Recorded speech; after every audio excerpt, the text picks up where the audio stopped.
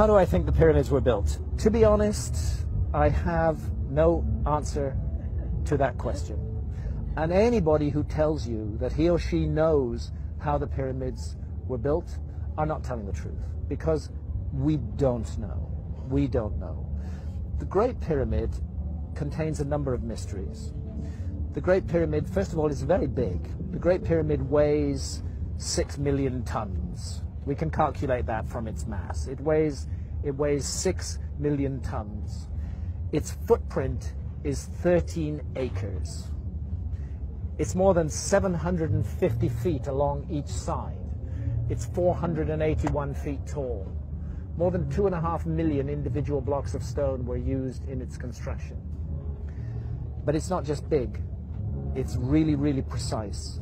The Great Pyramid is locked in to the cardinal dimensions of our planet. The Great Pyramid is targeted on true north, within 3/60ths of a single degree. Now, no modern builder would create a large building and add onto his or her shoulders the additional burden of aligning it to true north within a fraction of a single degree. They just wouldn't get it. They wouldn't understand why it was important to do that. But something drove the builders of the Great Pyramid to go to a very great additional trouble, not only to create this massive, imposing monument, but also to lock it on to true north. And then other things, to incorporate into its dimensions the dimensions of our planet. I don't want to get too numerical or possibly even boring here, but if you take the height of the Great Pyramid and multiply it by 43,200, you get the polar radius of the Earth. And if you measure the base perimeter of the Great Pyramid accurately and multiply that measurement by 43,200, you get the equatorial circumference of the Earth. In other words, for thousands of years, through times, through dark ages, when human beings didn't even know they lived on a planet, never mind its dimensions, that monument has encoded and speaks out the dimensions of our planet on a scale of 1 to 43,200. And the scale is not random. The number 43,200 is derived from a key motion of the Earth, which is called the precession of the Earth's axis. The Earth wobbles on its axis very slowly at the rate of 1 degree every 72 years. And 43,200 is a multiple of 72.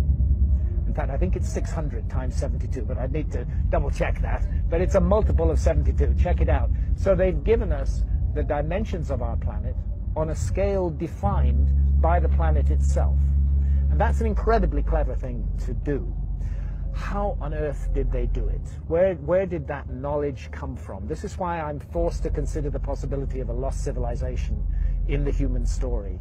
This is a work of almost, but not quite, space-age precision. It contains errors, but they are human errors for sure, but they're very tiny. The great precision, great skill, great craft. Some people will say to you, oh, the Great Pyramid was built by slaves. That is utter bullshit. No slaves were ever involved in the construction of the Great Pyramid. As far as I know, there were no slaves in Old Kingdom Egypt whatsoever. The Great Pyramid, I've climbed it 5 times. I've been in every known chamber in the Great Pyramid. It is a work of stunning artistic achievement. You're looking at the work of masters of architecture at the peak of their skill. Not an unwilling labor force, but people who gave their labor to that work with love and with care and with attention. There are blocks of stone weighing 70 tons that have been raised more than 300 feet above the ground. And we're not talking a couple of blocks, we're talking dozens of blocks of that weight. The average block weighs about 2.5 tons. It's the moving of those huge blocks of stone, their arrangement into a high precision monument, and the achievement of actually doing it, because you know, if you make a small mistake at the base, by the time you get to the summit of your 481-foot high pyramid, you don't have a pyramid, you have a corkscrew. You know? They got it all right, and nobody today can explain how they did it, with the knowledge that is supposed to have been available in ancient Egypt, in the Old Kingdom, and with the tools that are supposed to have been available. And that's why I can't help feeling that we are missing some chapter from the human story.